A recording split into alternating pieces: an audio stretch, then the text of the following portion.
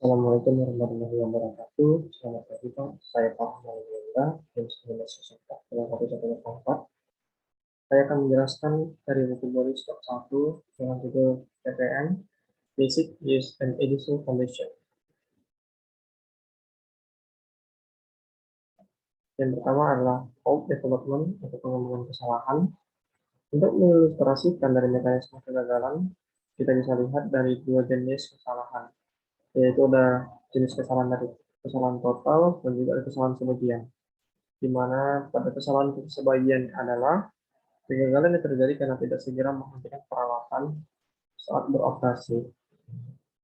Kegagalan parsial atau sebagian ini seringkali dinilai sebagai gangguan kecil yang tidak diperhatikan dan bisa jadi atau bisa berubah waktu-waktu menjadi kegagalan total nantinya jika diabaikan. Biasanya pada masalah mendasar pada operator yang bisa ditemukan adalah yang pertama, masalah pemasangan tetapi belum memulai perbaikan. Lalu ada keduanya, mungkin pada sistem ada terjadi kesalahan pelaporan. Lalu yang ketiga ada kemungkinan bahwa engineering manager atau PM mengikuti serangkaian prioritas yang salah. Lalu tidak ada kesempatan bagi operator untuk berbicara dengan engineer tentang masalah yang mempengaruhi pekerjaan mereka. Lalu ada kondisi dasar atau initial condition. Deskripsi dari paling sederhana dari kondisi dasar adalah kondisi yang diharapkan dari alat tersebut ketika pertama kali diproduksi dan beroperasi sesuai spesifikasi dari aslinya. Jika kondisi dasar akan berisi semua spesifikasi asli dari mesin dan modul internal, sumber daya, dan lain-lain, maka ini berarti bahwa semua aspek dari setiap modul di dalam alat harus berfungsi dan perangkat lunak apapun harus bebas dari kesalahan atau bug. Untuk menjelaskan batasan overrun atau batas maksimal dari suatu alat, kita perlu memahami bahwa beberapa alat biasanya tidak dapat bekerja secara maksimum dalam waktu yang lama, dalam spesifikasi maksimum pada waktu yang lama. Contohnya saja pada sistem musik pada mobil, yang pada speakernya sering sekali tidak mampu berjalan atau digunakan dalam waktu yang lama pada volume yang penuh. Dalam PPM juga memprioritaskan penghapusan kesalahan secara langsung akan mempengaruhi tiga faktor kunci. Yang pertama, ketersediaan, ketunjukan, dan kualitas. Lalu ada standar teknis. Standar teknis umum untuk PPM dan RCM harus menentukan ukuran target dan kesalahan yang dapat diterima. Seperti yang didefinisikan dalam RCM, ada dua jenis toleransi. Yang pertama ada spesifikasi absolut dan spesifikasi dapat diterima. Berikut di bawah ini ada juga contoh-contoh dari standar teknis. Yang pertama adalah tingkat produksi adalah 1000 botol per jam. Lalu ada bagian atas label 40 mili harus diposisikan 50 ditambah lebih kurang 0,1 mm dari dasar wadah. Lalu ada juga labor slot harus 1,0 ditambah lebih kurang 0,1 mm. Ada juga laju aliran harus lebih besar dari 2 galon per menit. Ada juga efisiensi peralatan keseluruhan. Ketika kita membeli sebuah peralatan, kita melakukannya untuk menjalankan fungsi tertentu dari suatu peralatan tersebut. Dalam RCM, ini bisa disebut sebagai fungsi utama. Hal tersebut akan menghasilkan sebuah lancang unit keluaran yang dapat berupa apa saja,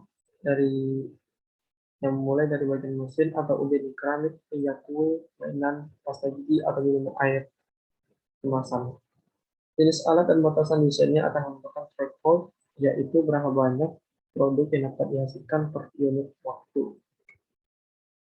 Lalu ada ketersediaan peralatan, yaitu rasio jumlah waktu alat tersebut mampu menjalankan produk berkualitas dengan total waktu yang dapat dijalankan.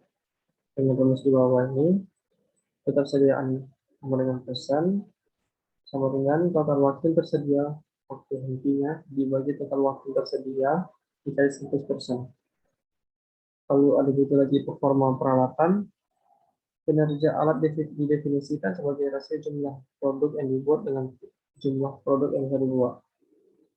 Dengan rumus di bawah ini. Lalu ada juga kualitas produk. Untuk produk bisa diartikan sebagai perbandingan jumlah yang dapat diterima produk dengan yang dibuat dalam jumlah total produk, termasuk produk yang tidak dapat diterima. Dengan rumusnya seperti ini, kualitas sama dengan jumlah unit diproduksi, jumlah kali jumlah cacat dibagi jumlah unit diproduksi kali 100. Lalu TPM juga menggunakan ukuran yang didasarkan pada ketiganya, yaitu pada OEE, yaitu ketersediaan, kinerja, dan kualitas. Jika ketersediaan, kinerja, dan kualitas masing-masing sama dengan 50%, maka OEE-nya bisa dihitung sebagai seperti ini, masing-masing dengan 5,5, 5,5, dan 100 sama dengan 12,5%. Lalu ada juga kemerosotan alami dan paksa. Deteriorisasi adalah istilah yang digunakan untuk menjelaskan penurunan kinerja atau keandalan peralatan. Biasanya terdapat dua jenis, yaitu kerusakan alami dan kerusakan paksa. Kerusakan kondisi ideal bisa bergantung pada usia atau waktu. Penurunan paksa dapat memiliki beberapa penyebab, mulai dari kondisi penggunaan hingga pengabaian pada peralatan.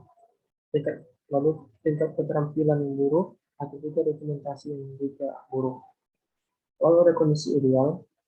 Kondisi ideal merupakan keadaan yang dapat dicapai dengan mendesain ulang setelah kondisi dasar tercapai dan dapat dipertahankan. Berbagai pilihan dapat dipertimbangkan dan diperbaiki dan perbaikan dievaluasi. Biasanya tim yang bertanggung jawab adapun pemeliharaan kualitas. Lalu ada metodologi peningkatan. Ada 7, yang pertama identifikasi masalahnya, lalu mengevaluasi masalahnya, lalu temukan solusi akan masalah dan evaluasi biayanya, lalu yang keempat membenarkan pengeluaran yang ada agar transparan, lalu yang kelima merencanakan dan melakukan perbaikan secepat mungkin, yang keenam konfirmasi bahwa perbaikan menghasilkan hasil yang diharapkan, lalu terakhir adalah mengatur sistem untuk memeriksa, melatih, dan memelihara standar yang baru, lalu mengembalikan ke kondisi dasar. Tim AM dan PM akan mengidentifikasi masalah pada peralatan dan mengeluarkan tag merah untuk yang teknis. Setelah penyebab kesalahan telah diidentifikasi, fungsi telah diputuskan total. Yang pertama adalah perbaiki kegagalan. Lalu pastikan bahwa lembar analisis kegagalan telah dilengkapi. Lembar analisis di sini. Lalu ada perbarui prosedur pemeliharaan untuk memasukkan pengetahuan baru yang dipelajari dan perbaikan dan jelaskan tepat bagaimana kita akan melakukan tugas tersebut. Lalu tanpa kegagalan kembali untuk mengonfirmasi bahwa solusinya adalah solusi yang benar. Lalu yang kelima ada identifikasi frekuensi PM dengan tujuan untuk menghilangkan kegagalan yang tidak terjadwal. Lalu latih semua teknisi dengan prosedur baru tersebut. Ini merupakan contoh dari lembar analisis kegagalan. Segitu saja dari saya, Pak. Terima kasih. Assalamualaikum warahmatullahi wabarakatuh.